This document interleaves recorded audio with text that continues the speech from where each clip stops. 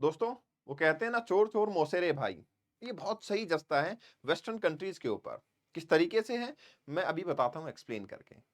देखिए, रशिया और इंडिया की दोस्ती काफी पुरानी है। अब रशिया इंडल्ज है यूक्रेन वॉर के अंदर, डेफिनेटली इंडिया किसी भी लेवल पे डायरेक्टली उसको सपोर्ट नहीं कर सकता, बट हाँ, इंडिया अपना फायदा देखते हुए, रशिया का फायदा देखते हुए डेफिनेटली सपोर्ट कर सकता है। इंडिया ने धीरे धीरे रशिया से अपना ऑयल इंपोर्ट करना स्टार्ट किया। आप लोगों के मन में आया होगा, सर रशिया से ऑयल लेके आएंगे, हमारे लिए तो बहुत महंगा पड़ेगा। बात तो सही है, लेकिन किस तरीके से इस प्लान को एग्जीक्यूट किया गया और कैसे वही ऑयल लाके रिफाइंड ऑयल में कन्वर्ट करके वेस्टर्न कंट्रीज को बेचा गया, जिससे इंडिया का भी रेवेन्यू काफी हद तक जनरेट हुआ। इंडिया का जो ऑयल बिल है वो काफी कम हो गया।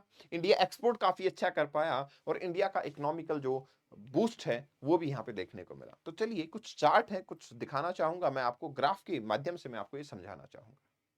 देखिए, बात 2022 की आती है। 2022 का टाइम है कि रशिया यूक्रेन वॉर के अंदर है। एंड डेफिनेटली उस टाइम पे जो यूरोपियन कंट्रीज हैं, जो काफी ज्यादा एनर्जी सप्लाई की डिपेंडेंसी रशिया के ऊपर रखते थे, वो धीरे धीरे अपनी एनर्जी को डाइवर्सिफाई करना स्टार्ट करते हैं। डाइवर्सिफाई तो क्या करते हैं, नाटो के इन्फ्लुएंस में आके रशिया को नीचा दिखाने के लिए रशिया से अपना ऑयल लेना बंद कर देते हैं। और यही टाइम होता है जिसके अंदर की यूरोपियन कंट्रीज को नीड होती है कि एनी हाउ हमें कहीं ना कहीं से तो ऑयल परचेज करना पड़ेगा। लेकिन हाँ, ये वो भी टाइम था जब रशिया को भी नीड है कि मैं ज्यादा से ज्यादा ऑयल सप्लाई करूं ताकि रेवेन्यू बढ़ सके। और रेवेन्यू अगर मेरा बढ़ेगा तो डेफिनेटली मैं वॉर को सपोर्ट कर पाऊंगा, अदरवाइज वॉर मेरे लिए कॉम्प्लिकेटेड हो सकता है। और इसी टाइम पे इंडिया और रशिया की दोस्ती काम आती है। कैसे काम आती है, रशिया जो है डिस्काउंटेड ऑयल इंडिया को सप्लाई करना स्टार्ट करता है। और धीरे धीरे हमें पता लगता है जो आपके ओपेक कंट्रीज हैं, जो आपके अरेबियन कंट्रीज हैं, यूएई है, इनसे जो इराक है जिनसे ऑयल आ रहा था, वो धीरे धीरे शेयर कम होता चला जाता है और रशिया का ऑयल के अंदर कंट्रीब्यूशन बढ़ जाता है। डेफिनेटली ये एक टेस्ट है रिलेशनशिप का कि जब भी कोई कंट्री दूसरी कंट्री के वीक टाइम में होती है तो डेफिनेटली हम एक दूसरे को सपोर्ट करते हैं, चाहे वो 1971 का वॉर हो या फिर रशिया यूक्रेन वॉर हो। बिहाइंड द सीन सही, लेकिन सपोर्ट तो सपोर्ट होता है। अब सबसे पहले मैं ये ग्राफ दिखाना चाहूंगा आपको। आप यहां देखिए कैसे रशिया का जो ऑयल है उसकी ग्रोथ यहां पे स्टार्ट हुई थी। देखिए, जो रेड पार्ट आप देख रहे हैं ना, अप्रैल 2022 में रेड पार्ट जो है वो हमारे पास रशिया से आ रहा है, रेस्ट ऑफ द पार्ट जो है हमारे पास अदर कंट्रीज से आ रहा है। ये मिलियन बैरल के अंदर है, तो अप्रोक्सीमेटली मैं कह सकता हूं 10 मिलियन बैरल। लेकिन यही अप्रैल 2023 के अंदर अगर मैं आता हूं तो मुझे पता लगता है अप्रोक्सीमेटली 70 मिलियन बैरल जो है हमारे पास ऑयल अब रशिया से आ रहा है और बाकी रेस्ट ऑफ द पार्ट से रिमेनिंग अमाउंट है। तो आप देख सकते हैं ये रेड वाला पार्ट किस तरीके से इंक्रीज हुआ है। ये इंक्रीज देखने को मिल रहा है आपका किसमें, रशिया से। तो डेफिनेटली हमें ये तो पता लगा कि बिल्कुल सही है, हमारे पास 2020 से आपका रशिया से ऑयल लगातार इंक्रीज होता जा रहा है। अब एक चार्ट में ये भी दिखाता हूं कि आपका कैसे रशिया ने इंडिया की मार्केट को गेन किया और बाकी सब ने उसको लूज आउट कर लिया। आप यहां देख सकते हो, दिस वाज द पार्ट जो कि अब बढ़ के रशिया का इतना अमाउंट हो गया है। और ये पार्ट आपका इराक का दिखाता है। एक और चीज मैं बताना चाहूंगा, इराक जो है वो काफी ज्यादा बड़ा कॉम्पिटिटर है रशिया का। किस तरीके से, प्राइस वाइज भी, क्योंकि इराक हमारा ज्योग्राफिकली काफी नजदीक भी पड़ता है लोकेशन वाइज।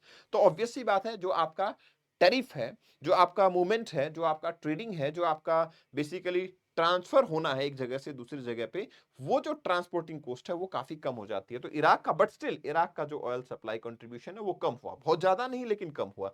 लेकिन बाकी कंट्रीज का आप देखिए, कुछ कुछ कंट्रीज जैसे ओमान जैसी कंट्रीज है, मेक्सिको जैसी कंट्रीज है, उनका तो ऑलमोस्ट नेग्लिजिबल हो गया है, खत्म हो गया। और रशिया का ऑयल जो है लगातार बढ़ता चला गया। रशिया, अगर मार्केट शेयर की बात की जाए तो reach to 24.2% in just 14 month. ठीक है, जो कि सिर्फ 2% हुआ करता था, वो बढ़ के अब 24% कंट्रीब्यूशन इंडिया के अंदर नजर आ रहा था रशियन ऑयल का।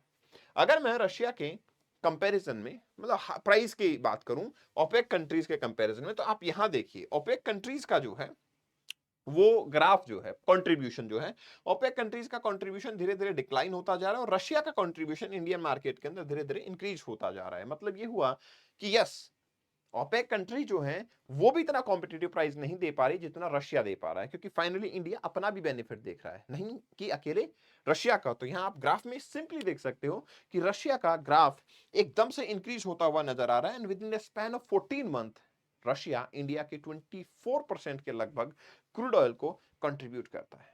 अब मैं आपको दिखाना चाहूंगा मिस्ट्री ऑफ एक्चुअल डिस्काउंट। इसका मतलब क्या है? देखिए, अगर आप किसी कंट्री से लेट्स से ऑयल परचेज करते हैं, तो डेफिनेटली ऑयल का वहां जो प्राइस है, क्या आप तक पहुंचते पहुंचते वो प्राइस सेम रहेगा? Answer is no.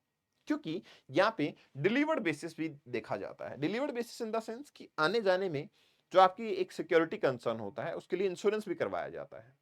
इसके अलावा ट्रांसपोर्टेशन कॉस्ट भी लगती है। जितना दूर कंट्री होगा, ट्रांसपोर्टेशन कॉस्ट उतनी बढ़ जाएगी। लेकिन मजेदार बात यह है कि रशिया ने जो भी प्राइस डिसाइड किए, जो भी नेगोशिएशन इंडिया रशिया के बीच में हुआ, वो डिलीवर्ड प्राइस के ऊपर था। मतलब वो प्राइस जो कि इंडिया के अंदर जब ऑयल डिलीवर हो जाएगा, उस टाइम पे क्या प्राइस देखने को मिलेगा। And you will get to know कि देखिए, हमेशा जब 106 मतलब लगभग डॉलर पर बैरल का प्राइस अदर कंट्रीज का था, तब रशिया का भी उतना ही था। और रशिया ने धीरे धीरे धीरे धीरे डिस्काउंट देना शुरू किया। और आप देख सकते हो अदर कंट्रीज के कंपैरिजन में रशिया का ऑयल हमेशा ही एक कॉम्पिटिटिव प्राइस पे इंडिया को मिला है। मतलब ये इंडिया की इकोनॉमी के लिए काफी बेहतरीन रहा है।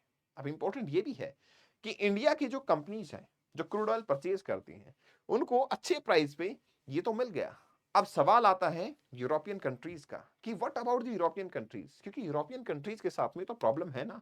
नॉर्ड स्ट्रीम, जहां से अच्छी खासी एनर्जी सप्लाई हो रही थी, अब वो बंद कर दी गई है। रशिया से उनकी एनर्जी सिक्योरिटी डिफाइन हो रही थी, वो भी बंद हो गई है। अब यूरोपियन कंट्रीज क्या करेंगे? डेफिनेटली वो कहीं ना कहीं से फिनिश प्रोडक्ट खरीदेंगे, एंड दैट वाज इंडिया। क्योंकि इंडिया काफी अच्छे मात्रा में क्रूड ऑयल रशिया से लेता जा रहा था। तो बेस्ट थिंग ये हुई कि जो रशिया से हमने क्रूड ऑयल लिया, वो सप्लाई किया फाइनली फिनिश गुड के प्रोडक्ट के फॉर्म में आपकी यूरोपियन कंट्रीज को, आपकी वेस्टर्न कंट्रीज को। इवन बीच में ये भी देखने को मिला, वेस्टर्न कंट्रीज के कुछ ग्रुप जो हैं, वो आके ये कहना चाह रहे थे कि इंडिया के ऊपर भी सैंक्शन लगाया जाए। क्योंकि फाइनली इंडिया क्या कर रहा है? रशिया से ऑयल ला रहा है और हमें सेल कर रहा है।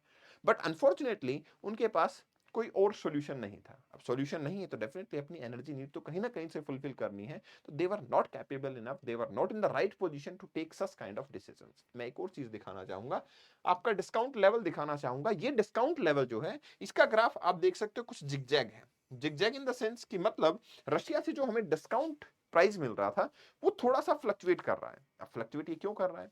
इसके बहुत सारे कारण बन जाते हैं। जैसे बीच में G7 कंट्रीज ने एक आपका प्राइस डिसाइड कर दिया कि ये प्राइस होगा जिस पे रशिया अपना ऑयल परचेज या सेल कर पाएगा। अदर कंट्रीज इसके अलावा लेंगे तो सैंक्शन लगेंगे। तो डेफिनेटली उस टाइम पे कुछ प्राइस का फ्लक्चुएशंस जो है वो देखने को मिल सकते हैं। बट यस, अदरवाइज रशिया से हमारे पास ऑयल काफी कंफर्टेबल और अच्छे प्राइसेस, कॉम्पिटिटिव प्राइसेस पे देखने को मिला। बट हाँ, G7 ने जो प्राइस कैप रखा, उससे कुछ मंथ ऐसे थे जिसमें प्राइस जो है वो अनकॉम्पिटिटिव टाइप हो गया। दैट्स व्हाई इवन आज के टाइम पे India is also searching for option as Iraq. Iraq को एक ऑल्टरनेट ऑप्शन के तौर पे इंडिया अभी भी सर्च कर रहा है, ताकि इराक से भी हम थोड़ा ऑयल इंपोर्ट कर सकें। दूसरा ये भी है कि धीरे धीरे ऑयल का प्राइस जो है वापस से अपने सेचुरेशन पे जा रहा है, जिसके चलते इंडिया का इंपोर्ट बिल जो है वो वापस से इंक्रीज हो सकता है। That's why it is necessary कि इंडिया भी एक कंट्री पे बहुत ज्यादा डिपेंडेंसी ना बना के, क्योंकि आपको पता ही है रशिया से जब ऑयल इंडिया के पास आता है तो काफी बड़ा रूट जो है वो उसको ट्रेवल करना पड़ता है।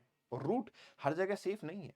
वेस्ट एशिया जो है वो भी अनस्टेबल हो चुका है। तो वहां से अगर रूट को फॉलो किया जाएगा तो डेफिनेटली वो हमारे लिए क्रिटिकल होगा।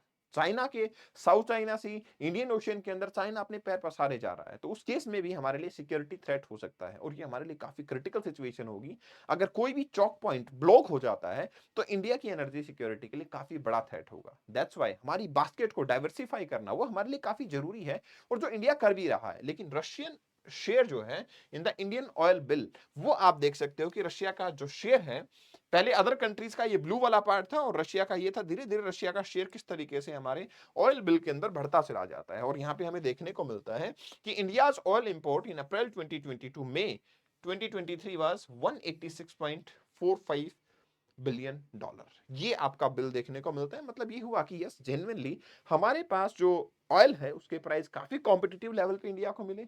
And the best part was कि इंडिया को जो भी प्राइस मिला, उसके बाद इंडिया ने उसको रिफाइनरी में कन्वर्ट करके, रिफाइंड प्रोडक्ट के अंदर कन्वर्ट करके एक्सपोर्ट किया वेस्टर्न कंट्रीज को। तो एक सिचुएशन ये है कि अब सिचुएशन ये थी कि कभी यूएसए तो कभी यूरोपियन कंट्रीज वो चुपके से इंडिया से ऑयल परचेज करते हुए नजर आते हैं। रशिया ये कहता यूएसए ये कहता है कि हमारे यहाँ पे मेंटेनेंस चल रही है। हमारे यहाँ पे अब एक्सट्रैक्शन ऑफ ऑयल नहीं हो पा रहा है, दैट्स व्हाई हमें इंडिया से मजबूरी में परचेज़ करना पड़ता है। लेकिन सच्चाई तो यही थी कि रशिया से वो ऑयल सप्लाई हो रहा था और अब सैंक्शन लगाने के बाद में एनर्जी सिक्योरिटी वेस्ट की भी काफ़ी क्रिटिकल हो चुकी थी। दैट्स व्हाई इंडिया के ऊपर उनकी डिपेंडेंसी बढ़ी। लेकिन हाँ, रिसेंट जो कॉन्ट्रैक्शन हो रहे हैं रशिया के डिस्काउंट के अंदर, उसकी वजह से इंडियन जो सप्लायर्स हैं, उनके बिल जो इंडियन बेसिकली सप्लायर्स हैं जो फाइनल गुड को सप्लाई करते हैं, क्रूड ऑयल को परचेज करते हैं, उनके बिल बढ़ सकते हैं। And that's why no doubt at all हमें अपनी डाइवर्सिफिकेशन रखनी चाहिए और इसीलिए हम इराक से कोशिश कर रहे हैं कि हम थोड़ा और ऑयल परचेज कर पाएं। और इराक ने यस रशिया के साथ में कंपटीशन तो मेंटेन किया था, उनका प्राइस भी काफी कॉम्पिटिटिव था, लेकिन इंडिया रशिया की दोस्ती काफी गहरी है। दैट्स व्हाई इंडिया और रशिया के अंदर टाई अप काफी स्ट्रॉन्ग देखने को मिला। आप लोगों का क्या मानना है कि जब भी ऐसा टाइम आता है तो रशिया डेफिनेटली एक ट्रू फ्रेंड है इंडिया का, और इंडिया और रशिया को इसी तरीके के रिलेशन मेंटेन करने चाहिए। दूसरी इंपॉर्टेंट चीज, क्या इंडिया को यूएस के सैंक्शंस के प्रभाव में आके किसी दूसरी कंट्रीज से ऑयल परचेज करना चाहिए या फिर हमें अपना इकोनॉमिकल बेनिफिट देखना चाहिए? डेफिनेटली कमेंट सेक्शन में अपनी राय को शेयर करें। इस सेशन की पीडीएफ को कपिल भारद्वाज फॉर यू से डाउनलोड करेंगे। This is my Insta handle, you can follow me over here. Thank you very much, best wishes, thanks a lot.